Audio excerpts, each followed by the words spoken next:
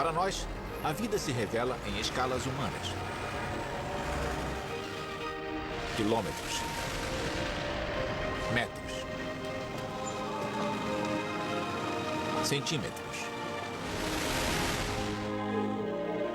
Mas sob a superfície das coisas, existe outro reino, 1 bilhão de vezes menor do que nós. Uma dimensão que guarda os segredos para compreendermos o mundo.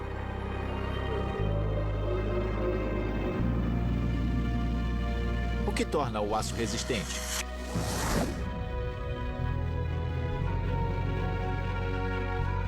Por que o sorvete é delicioso?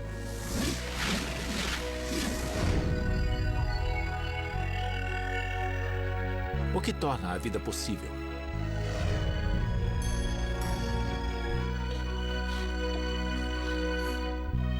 Segredos que nos ajudam a criar o que imaginamos. A criatividade humana na química. Não há nada mais belo do que isso. Este é o mundo da química. E estas são suas grandes descobertas.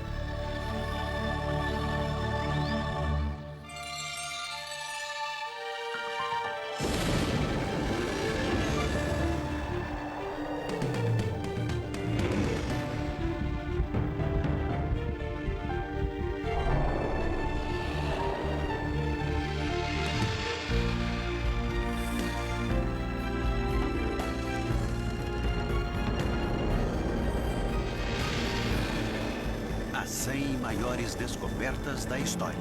Química. Os antigos filósofos gregos acreditavam que havia apenas 4 elementos: terra, ar, fogo e água. E o ar era o elemento fundamental. Uma substância única, responsável por tudo o que existia no mundo. Séculos mais tarde, Leonardo da Vinci foi um dos primeiros a sugerir que, em vez de ser um elemento, o ar talvez fosse composto por 2 gases diferentes. Isso permaneceu um mistério até nossa primeira grande descoberta. Oxigênio. Inglaterra, segunda metade do século XVIII. Joseph Priestley, um pastor que às vezes se dedicava à ciência, conduziu uma série de experimentos em busca de novos ares, o que hoje chamamos de gases. Para saber mais sobre o trabalho de Priestley, eu visitei Arnold Thackeray, presidente e historiador da Chemical Heritage Foundation na Filadélfia, Pensilvânia. Priestley escreveu muito sobre todos os assuntos que você pode imaginar. Ele escreveu sobre história, sobre religião, sobre política, sobre... Ciência? Escreveu sobre ciência sem parar. Priestley era o homem que sabia de tudo. Ele discorria sobre a prática, sobre a história, sobre a teoria. Era literalmente o homem que sabia de tudo. Mas, além de tudo isso, Priestley também fez um famoso experimento, não é? Exatamente. E havia 2 coisas envolvidas neste experimento. Uma é o mercúrio, esta estranha substância que é ao mesmo tempo um líquido e um metal. E era uma loucura, eu quero dizer. Como assim, um metal líquido? Era algo intrigante. O que era aquilo? As pessoas eram fascinadas por ele e desejavam explorá-lo. E, é claro, a outra coisa neste experimento era a tecnologia para lidar com gases. E aqui, nos experimentos e observações de Priestley sobre os diferentes tipos de ar, encontramos a tecnologia de obter gases a partir de líquidos. Usando tubos em que pudessem ser vistos. Isso, exatamente. Então era possível ver o gás, o que acontecia ao gás. E agora ele estava no caminho certo. O que Priestley fez foi pegar um vidro ustório... Uma lente. Para gerar calor. Uma lente. Ele a focalizou sobre um pó laranja, o óxido de mercúrio. Ele o aqueceu e, ao transformá-lo em mercúrio metálico, gerou um gás. Mas Priestley não percebeu o que havia descoberto. A resposta só iria surgir em 1774, depois que Priestley foi a Paris e revelou a história de sua descoberta a outro cientista, Antoine Lavoisier. Paris era um lugar maravilhoso para Priestley visitar, porque Antoine Lavoisier vivia na cidade, já era conhecido e realizava o trabalho que culminaria com seu Tratado Elementar de Química. Lavoisier que também estava estudando os gases, ouviu o que Priestley havia feito e ficou fascinado pela notícia deste novo ar e decidiu que repetiria o experimento. Ele tinha muitos equipamentos melhores, era um pesquisador meticuloso e, além disso, ele pesava as substâncias. Lavoisier, ao pesar, disse que algo estava sendo emitido e chamou o ar emitido de oxigênio. Ele reescreveu todo o tratado sobre química e criou uma lista de elementos que ainda usamos hoje. Oxigênio, hidrogênio, enxofre.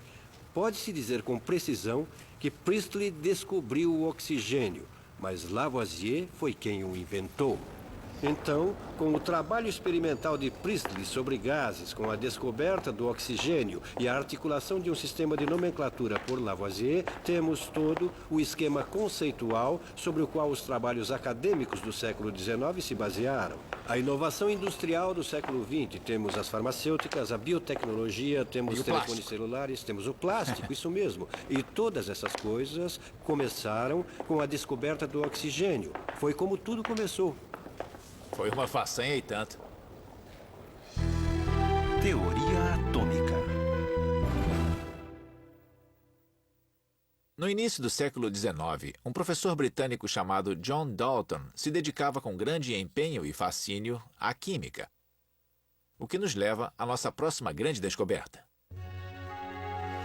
O experimento de Dalton demonstrou que os elementos conhecidos como oxigênio, hidrogênio e carbono se combinavam em proporções definidas e constantes. A partir de seus cálculos, ele supôs que os elementos deviam ser constituídos de pedaços menores e invisíveis de matéria, com pesos relativos e distintos. Ele chamou esses pedaços de matéria de átomos. Então, o que Dalton descobriu? E foi a sua grande descoberta, foi o que ele chamou de pesos relativos das partículas fundamentais. Partículas fundamentais. Foi como a chamou, é uma frase adorável. Mais tarde, quando ele a publicou, substituiu por pesos atômicos. É como conhecemos atualmente, mas eram partículas fundamentais. Então ele usou a palavra átomos. Ele usou a palavra átomos. A ideia do átomo, é claro, remonta a Demócrito, mas o problema é: se é só uma ideia, tem alguma utilidade? E Dalton foi exatamente o homem que tornou a ideia útil. Essa foi a sua grande contribuição. A partir de seu trabalho, Dalton desenvolveu a hipótese do que viria a ser conhecido como teoria atômica, um novo e revolucionário sistema que definia as relações entre os átomos e os elementos. É um sistema incrivelmente simples. Dalton pensava de forma muito simples. Muito visual. Aqui estão os elementos, aqui está o peso dos elementos, aqui estão as moléculas complexas. É um sistema maravilhosamente eficiente. Ele conectava as coisas que os químicos podiam fazer, pesava as substâncias em balanças e as relacionava com as outras invisíveis. O mundo fundamental dos átomos era genial. Qual a importância da descoberta de Dalton? Sua teoria atômica ajudou gerações de cientistas a revelar os mistérios do mundo molecular e atômico, incluindo nossa próxima grande descoberta. Átomos se agrupam em moléculas. No início da década de 1800, o químico francês Joseph Gay-Lussac conduzia uma série de experimentos projetados para estudar a teoria atômica de Dalton quando observou uma coisa curiosa. Enquanto ele combinava volumes iguais de gases diferentes e media suas reações, os gases geralmente produziam o dobro do volume esperado. Como isso era possível? A resposta viria em 1811, com Amedeo Avogadro, um professor de física da Universidade de Turim, na Itália. Enquanto estudava os resultados da pesquisa de Gay-Lussac, Avogadro teve um insight. Na época, acreditava-se que os gases eram feitos de átomos únicos. Avogadro percebeu que esta hipótese estava errada. Os gases eram feitos de múltiplos átomos que viriam a ser conhecidos como moléculas. A compreensão de que os átomos podiam ser recombinados para formar moléculas foi a reviravolta que permitiu aos cientistas sair da era das trevas da química e começar a criar sistematicamente novos compostos. A síntese da ureia. Nossa próxima grande descoberta ocorreu no século XIX, quando muitos químicos acreditavam que as substâncias orgânicas dos organismos ou coisas vivas eram de alguma forma diferentes das substâncias inorgânicas das coisas não vivas. Mas isso estava prestes a mudar. Em 1828, Friedrich Wöhler estava trabalhando em seu laboratório quando alguma coisa lhe chamou a atenção. Wöhler havia colocado duas substâncias químicas inorgânicas em uma proveta, cianeto de potássio e sulfato de amônia. Mas quando olhou a proveta, ela continha uma quantidade de cristais pequenos e brancos em forma de agulha. O que torna isso notável é que Wöhler pensou ter visto exatamente os mesmos cristais antes, mas com uma diferença importante. Estes cristais eram orgânicos. Ele os havia cristalizado enquanto estudava a química de várias substâncias encontradas na urina. Para ter certeza de que não havia se enganado, Wöhler analisou os novos cristais. Não havia dúvidas. Estes cristais eram os mesmos que ele havia isolado antes. Ele havia produzido ureia. Era uma substância vinda de um ser vivo que ele fez a partir de substâncias inorgânicas. Um pouco mais tarde, ele afirmou numa carta pessoal, não na imprensa, algo assim. Eu produzi ureia, sem um rim. Ele sabia o que havia feito. Conheça Roald Hoffmann, vencedor do Prêmio Nobel de Química em 1981 por desenvolver uma teoria para explicar as reações químicas orgânicas. Falando sobre a descoberta da fabricação artificial de ureia, por que é uma grande descoberta? Bem, chega uma hora em que é preciso uma descoberta, e às vezes apenas uma, irá romper limites e conseguir derrubar barreiras. Essa descoberta foi assim. Que interessante. Ela não era apenas importante intrinsecamente, mas na época em que ela ocorreu, a simples fabricação de ureia, a partir de duas substâncias químicas inorgânicas, acabou chamando a atenção das pessoas. A história por trás da descoberta se refere à base fundamental, os componentes que constituíam toda a matéria orgânica e inorgânica. Eram os mesmos, átomos. Estrutura química. Se essas peças de Lego existissem na primeira metade do século XIX, os químicos as teriam utilizado para ajudar a ilustrar uma coisa que viram em seus experimentos. Um fenômeno que levou à nossa próxima grande descoberta. Os átomos de elementos específicos, como sódio e cloro, pareciam se agrupar em proporções fixas. Foi este poder combinatório dos átomos que inspirou o cientista alemão August Kekulé a desenvolver um sistema de visualização da estrutura química de várias moléculas. Kekulé representava os átomos por seus símbolos, e então adicionava marcas para indicar como eles se uniam entre si, como elos em uma cadeia. Era uma fórmula simples, mas elegante. Os químicos agora dispunham de um modelo para ilustrar com clareza as estruturas químicas das moléculas que estavam estudando. Havia apenas um problema. A benzina era o único elemento conhecido que não se adequava à fórmula de Kekulé. A cadeia de átomos de carbono e hidrogênio da benzina exigia uma combinação maior do que a fórmula permitia. Todos esses professores de química orgânica ficaram intrigados e ofereciam diferentes explicações. Um deles, August Kekulé, sentado diante da lareira uma noite, caiu no sono e começou a sonhar com uma cobra. Mas se você olhar direitinho, Kekulé acabou sonhando com uma cobra que morde o próprio rabo. E se parar para pensar, talvez fosse um círculo, e isso podia ser a resposta ao enigma. Os 6 átomos de carbono das moléculas de benzina não estavam ligados em uma cadeia. Como a cobra, eles formavam um círculo. Cada um com um átomo de hidrogênio unido por ligações que se alternavam entre ligações unitárias e duplas. Em pouco tempo, o insight de Kekulé foi confirmado, e seu efeito foi revolucionário. Os químicos sabiam que todas as substâncias orgânicas continham um ou mais átomos de carbono em suas moléculas. Com a descoberta de Kekulé, agora eles dispunham da fórmula fundamental para explicar como o carbono se combinava com outras moléculas para formar um mundo de compostos químicos. Nascia, então, a era moderna da química orgânica. Partindo de uma imagem tão simples como a cobra mordendo o rabo, por que ela foi considerada uma grande descoberta? Era uma fórmula para novas drogas, novos remédios, um novo entendimento. Se voltarmos no tempo, à época de Dalton, havia algumas centenas de compostos, logo alguns milhares, e depois uns 10 mil, incrível. Logo havia 100 mil. No ano passado, 15 milhões de novos compostos foram registrados. Todos com base neste modelo simples. Esta é uma obra de gênio. Tabela periódica dos elementos.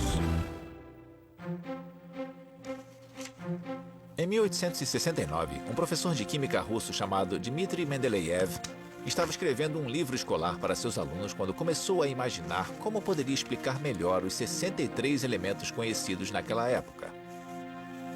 Para ajudar a formular seus pensamentos, ele criou uma ficha para cada elemento. Em cada ficha, ele escreveu o nome do elemento, seu peso atômico, suas propriedades típicas e suas semelhanças com outros elementos. Ele então posicionou as fichas como um jogo de paciência e começou a rearranjá-las repetidamente em busca de padrões. Então veio o momento da descoberta. Diante dele havia algo extraordinário. Os elementos se ajustavam em 5 agrupamentos verticais. Cada agrupamento periódico continha membros que eram parecidos entre si, tanto química quanto fisicamente.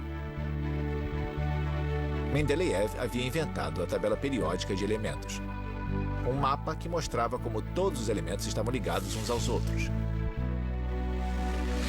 Um mapa tão preciso que ele achava que podia ser usado para prever a existência e as propriedades de 3 elementos que ainda não haviam sido descobertos. Um seria como o boro, ele disse, outro como o alumínio e outro como o silício. Depois, esses elementos foram descobertos e Mendeleev provou que estava certo. Na verdade, houve um pouco de controvérsia, porque um químico alemão chamado Lothar Meyer tivera praticamente a mesma ideia. Mas Meyer não teve tanta coragem assim. E isso é algo bem interessante. Este alemão, que havia tido a mesma ideia de periodicidade e já tinha algumas pistas, não fez as previsões que Mendeleev fez. Aqui vemos o poder de uma previsão bem arriscada para fazer as pessoas aceitarem uma teoria. Não há nada mais poderoso do que fazer uma previsão que não seja óbvia. E aí, torná-la real. E torná-la real. Se você olhar bem suas anotações, eu acho que verá algo muito mais interessante do que aquelas fichas. O que se vê é o seguinte: é como se eu e você tivéssemos de ordenar todas as coisas do mundo. Para começar, devemos fazer uma pequena lista. Então ele fez uma lista dos elementos. Ele colocou no pé da página os elementos listados por ordem de peso, de massas atômicas. Hidrogênio, o hélio ainda não. Lítio, berílio, boro. Então ele os agrupou no papel. Ele escreveu uma tabela experimental. E quando inseriu os elementos na tabela, como eu ou você faríamos, ele os riscou da lista, dizendo: estes se encaixam. Abaixo ele escreveu em alemão: estes não entram, não se encaixam. Estes aqui não são compatíveis. 3 elementos não se encaixavam na primeira vez em que os inseriu na tabela. Toda a tabela estava cheia de riscos. Eu adorei isso. O que nós vemos aqui? E o que vamos fazer na era dos computadores quando não houver mais essas coisas? O que vemos aqui é um ser humano trabalhando, tentando desesperadamente entender o universo. Vemos um rascunho disso. A tabela periódica é o nosso grande ícone. Eu quero dizer, é o que nós associamos à química. Em qualquer sala de química é possível ver uma. Por que a tabela periódica dos elementos é significativa? Ela mudou para sempre a forma como todos aprendem e compreendem os elementos. A tabela periódica dos elementos está para a química, como as notas musicais estão para uma sonata de Beethoven.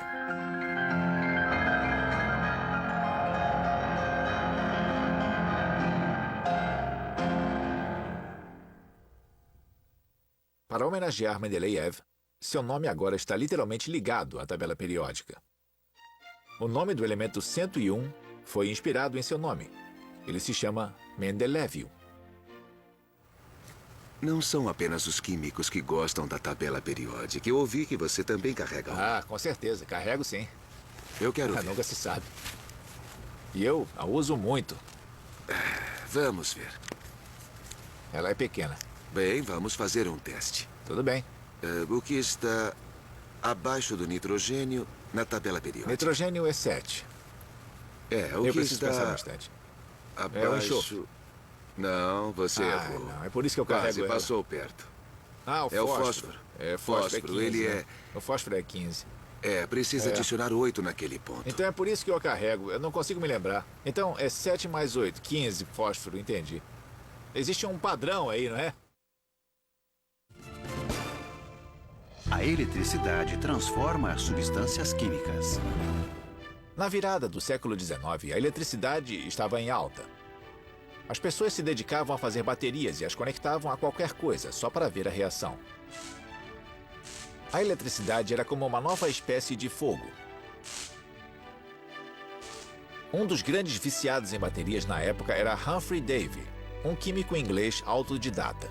Em 1807, Davy estava realizando um experimento com baterias em seu laboratório. Ele derreteu um pouco de carbonato de potássio, um mineral encontrado no solo que também constitui as cinzas da madeira. Os químicos especulavam que o carbonato de potássio era um composto formado por diversos elementos, mas não conseguiam provar isso. Davy queria ver se a eletricidade podia ter a resposta. Ele instalou alguns fios vindos de uma das baterias maiores ao carbonato de potássio derretido. E o potássio puro começou a surgir. Davy havia descoberto o poder da eletricidade de reagir com substâncias químicas e transformá-las. Consequentemente, a eletroquímica levou ao surgimento da indústria do alumínio, a produção de semicondutores, painéis solares, mostradores digitais e até as baterias de lítio recarregáveis. Os átomos possuem assinaturas de luz. Na década de 1850, Robert Bunsen e seu assistente de pesquisa Gustav Kirchhoff conduziram uma série de experimentos para determinar por que as substâncias emitiam cores específicas quando colocadas em uma chama. A cor, segundo eles, indicava quais elementos estavam presentes naquela substância. Por exemplo, se o sódio fosse colocado na chama, observava-se tons de amarelo.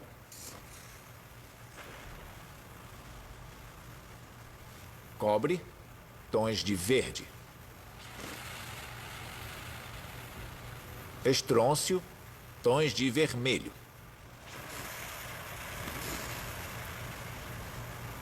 É um belo efeito.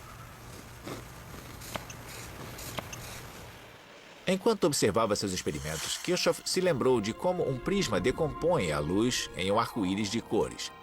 Então, utilizando um prisma e partes de um pequeno telescópio, Bunsen e Kirchhoff construíram o primeiro espectroscópio, um dispositivo analítico que poderia ajudá-los a ver o espectro gerado pelas substâncias aquecidas. E ele funcionou. Quando um elemento era colocado sob a chama de um bico de Bunsen, a luz da substância aquecida passava pelo prisma do espectroscópio, e então se propagava como um espectro de cores similar a uma fita, repleto de linhas escuras. As combinações entre as cores brilhantes e as linhas escuras eram como códigos de barras que indicavam a presença dos átomos. Quando queimado, cada elemento produzia um espectro totalmente único. Utilizando seu espectroscópio, Bunsen e Kirchhoff conseguiram descobrir dois novos elementos, césio e rubídio. Um dia, Bunsen e Kirchhoff decidiram testar sua invenção à luz do Sol. Ela produzia um espectro que apresentava duas linhas idênticas àquelas do espectro produzido pelo sódio. Bunsen e Kirchhoff haviam descoberto a presença do sódio no Sol a 150 milhões de quilômetros de distância. De repente, os cientistas ganharam uma ferramenta para ajudá-los a estudar a química dos astros.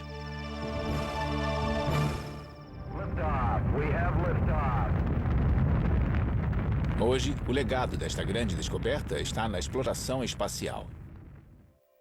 Um tipo de espectroscópio está sendo usado para estudar as atmosferas de outros planetas, para procurar sinais de água, sinais de vida.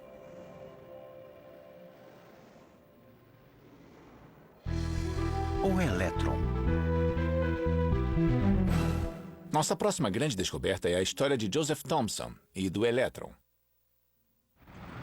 Aqui somos nós. Então, tudo o que vemos é formado por substâncias químicas.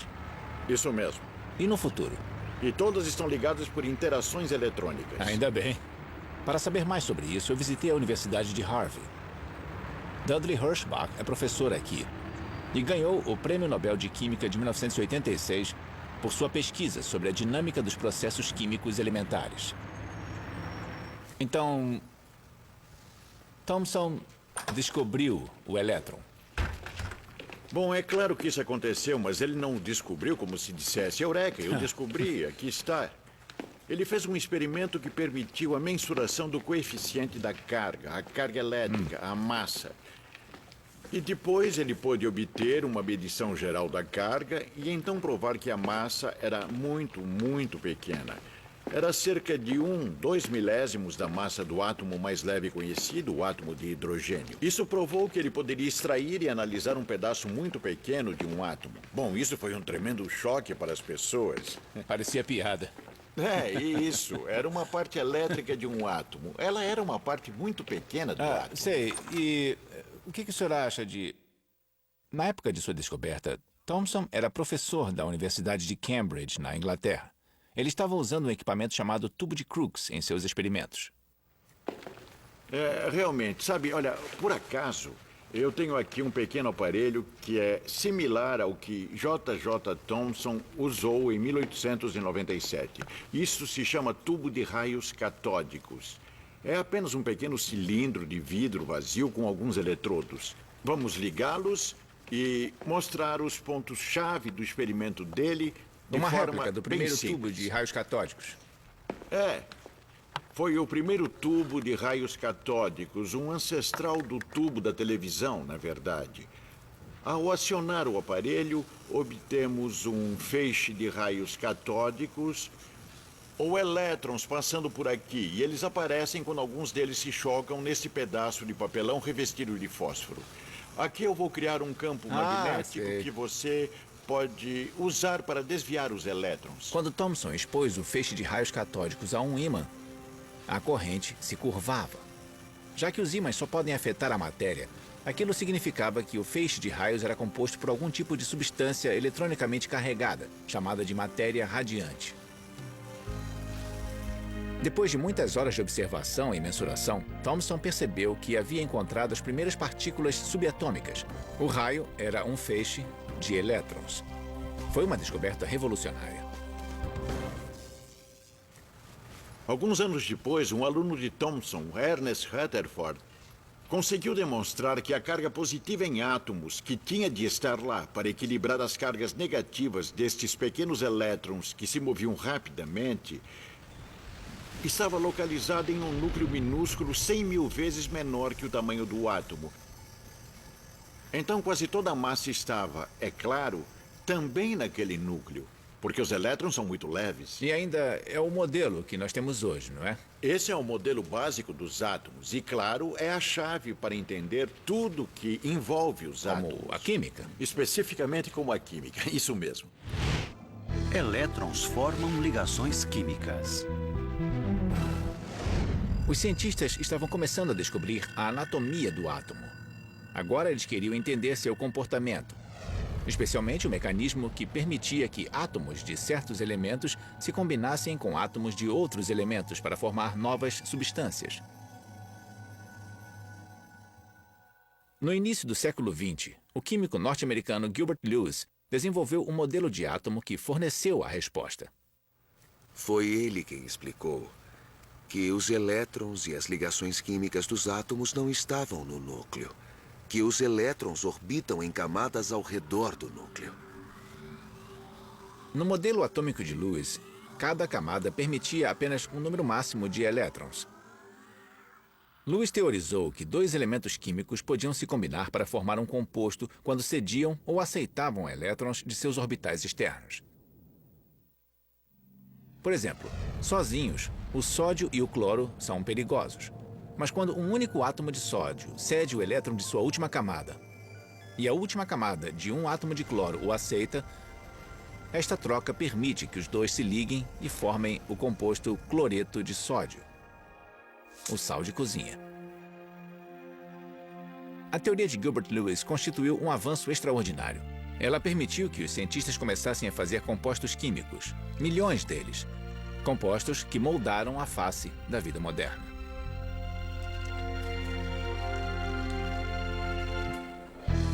Radioatividade. Nossa próxima grande descoberta começou na década de 1890, com a descoberta de uma radiação desconhecida chamada raio-x. Ela causou sensação, e os cientistas imediatamente começaram a procurar outras substâncias que emitiam aquelas estranhas e talvez valiosas formas de radiação. Nas décadas seguintes, vários cientistas investigaram o fenômeno e juntos acabaram ampliando os conhecimentos sobre um dos grandes eventos da ciência moderna. O médico francês Henri Becquerel foi responsável pelo primeiro avanço significativo. Em 1896, ele conduziu uma série de experimentos para verificar se vários minerais emitiam radiação. Um dos minerais que ele veio a testar era o urânio. A técnica de Becquerel consistia em colocar diferentes objetos sobre uma chapa fotográfica envolvida com um papel preto protetor. Ele espalhou o urânio em outro pedaço de papel preto e então confinou o objeto entre o urânio e a chapa fotográfica. Mais tarde, Becquerel revelou a chapa e um fantasmagórico contorno fotográfico do objeto apareceu. A partir desses experimentos, Becquerel conseguiu provar de forma conclusiva a descoberta de uma fonte dos misteriosos raios radioativos que todos procuravam. Essa fonte era o urânio. Depois de Becquerel, a pesquisa sobre a radioatividade foi levada adiante por Marie Curie. Curie e seu marido Pierre assumiram a tarefa de isolar quaisquer elementos responsáveis pela radioatividade do minério de urânio. Durante 2 anos, os Curie ferveram, filtraram e processaram várias toneladas de minério de urânio. Finalmente, eles conseguiram isolar 2 novos elementos contidos no minério, que eles chamaram de rádio e polônio. Marie Curie concluiu que o rádio era 1 milhão de vezes mais radioativo que o urânio. E o que é mais importante, ela determinou que a misteriosa forma de energia que permitia que a radioatividade penetrasse em outros materiais não era resultado de um processo químico, mas parecia ser atômico por natureza. Infelizmente, suas descobertas custaram um alto preço. Naquela época, ainda não se conhecia bem os perigos da exposição à radioatividade. E em 1934, Marie Curie morreu de leucemia, provavelmente devido à intoxicação causada pela radiação. Até mesmo as anotações em que ela registrava suas observações ainda são consideradas radioativas demais para serem manipuladas. Foi a natureza atômica da radioatividade que atraiu o interesse do físico Ernest Rutherford, de quem já falamos na descoberta do elétron. Rutherford descobriu que o material radioativo passava por um processo natural de decadência. Ao se mover durante o processo, a radioatividade espontaneamente emitia partículas instáveis e altamente carregadas de energia, com o poder de penetrar a matéria. Rutherford a chamou de partículas alfa e beta e de raios gama. Desde essas descobertas, aprendemos muito sobre a radioatividade, seus perigos e seus benefícios. A radioatividade nos deu os diagnósticos por imagem, um tratamento para os tumores, um método de calcular a idade da Terra e uma fonte de energia para que as espaçonaves explorassem o sistema solar. Até mesmo alguns detectores de fumaça contêm uma pequena quantidade de material radioativo chamado americio, que ajuda a criar uma corrente elétrica estável. Quando as partículas de fumaça rompem essa corrente, o alarme dispara.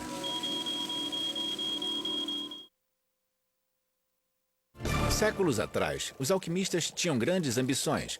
Eles procuravam a riqueza infinita e a imortalidade por meio de transformações milagrosas da matéria. Acabaram inventando instrumentos úteis e objetos de vidro, mas não muito mais do que isso.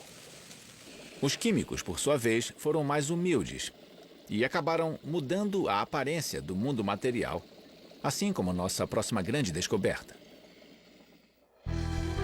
Plásticos. Na década de 1860, John Hyatt, um tipógrafo e químico amador de Albany, em Nova York, fez história ao descobrir uma forma de explorar as longas e intrincadas moléculas de celulose encontradas naturalmente nas plantas, criando o primeiro plástico. 50 anos mais tarde, o químico belga Leo Baekeland deu o próximo passo no processo de descoberta. Bem, um dos grandes pioneiros foi Leo Baekeland. Ele fez um polímero chamado baquelita. Podemos dizer que a sorte favorece mentes preparadas. Ele misturava coisas, mas sabia bem como explorá-las. Ele viu as propriedades interessantes disso. A partir das duas substâncias químicas derivadas do carvão, Baekeland descobriu o primeiro plástico totalmente sintético. E o cenário do século XX mudaria para sempre. O que é exatamente o plástico? Plásticos são polímeros.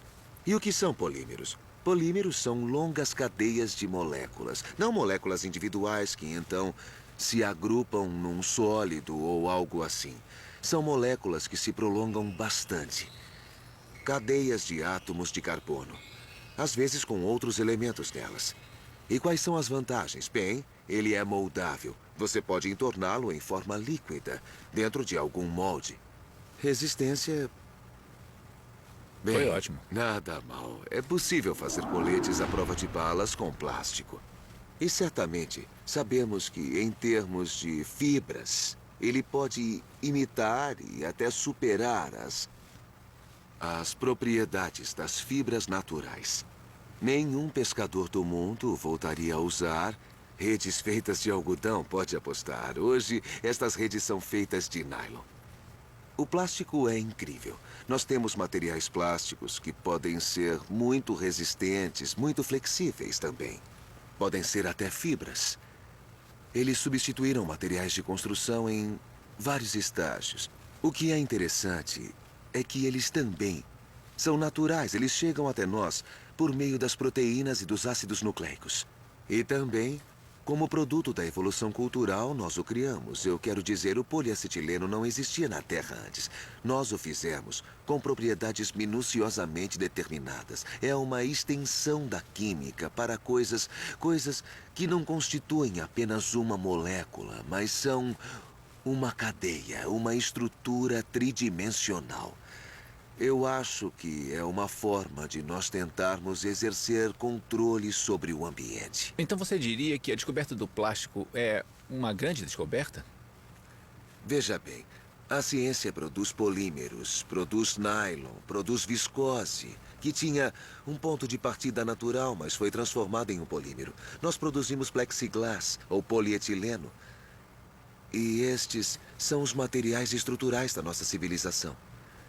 Eu acho que os polímeros são, neste sentido, um exemplo da criatividade humana dentro da química. Não há nada mais belo do que isso. Fullerenos. Um único grama deste pó preto custa $500, cerca de 30 vezes mais do que o ouro.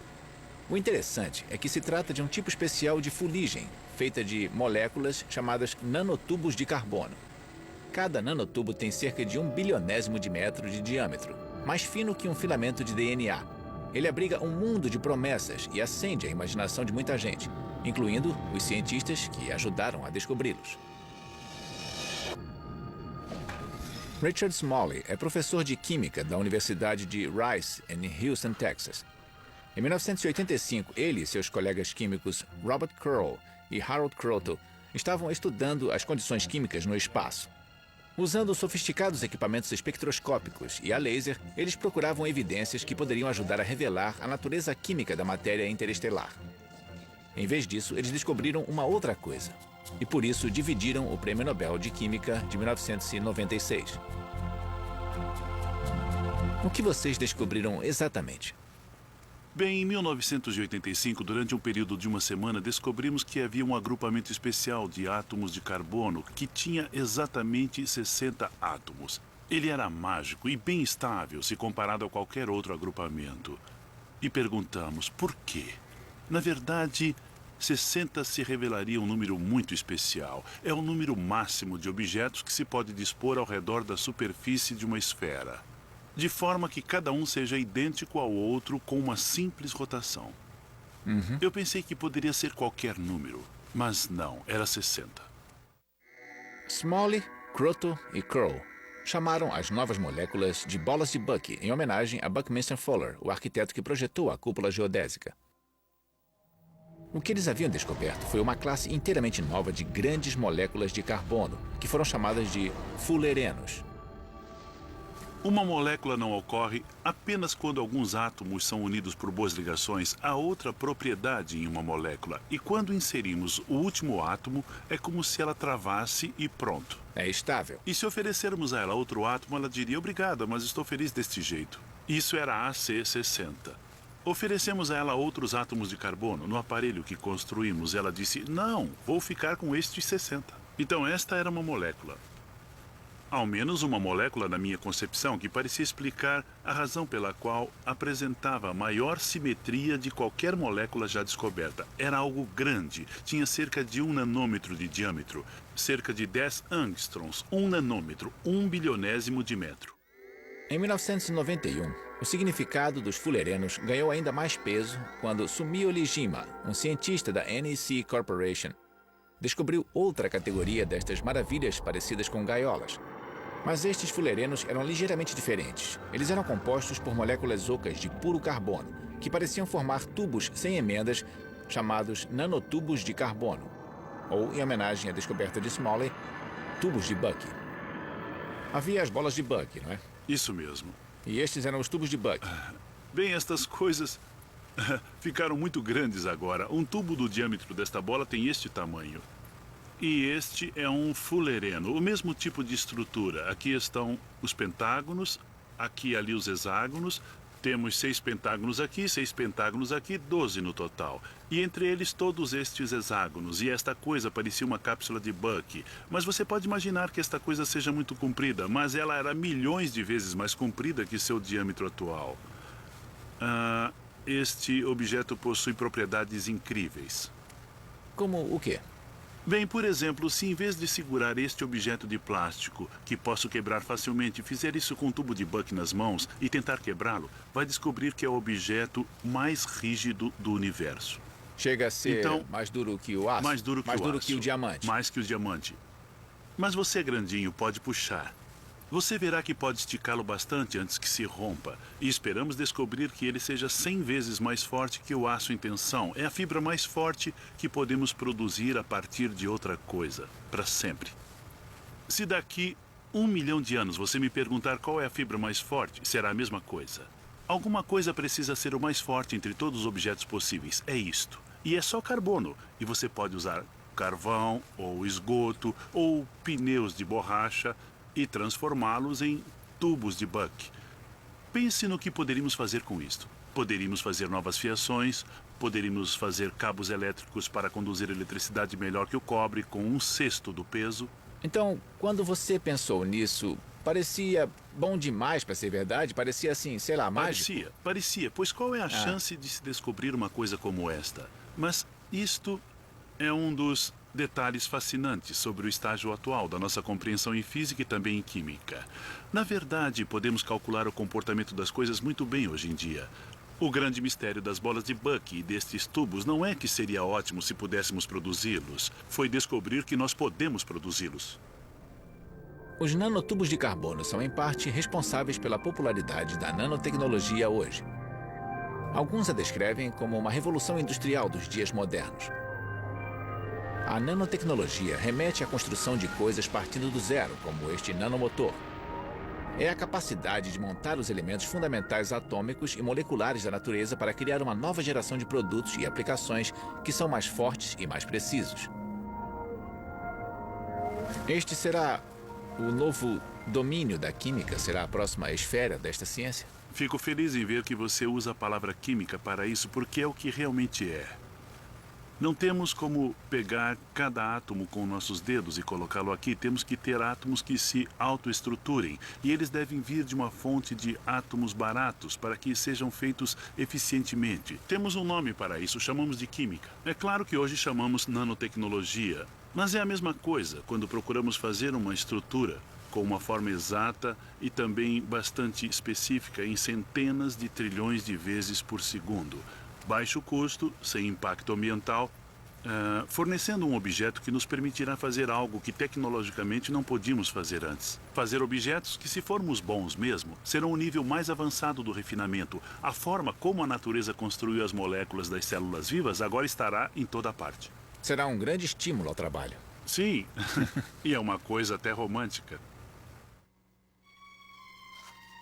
Passaram-se apenas 2 séculos desde o tempo em que os átomos eram uma mera hipótese, a iminência de podermos quebrar átomos e moléculas e construir uma nova tecnologia com fantásticas possibilidades. As grandes descobertas que acabamos de ver ajudaram a fazer isso acontecer, explorando sob a superfície das coisas, no interior do mundo da química e mudando o mundo. Versão brasileira Vox Mundi.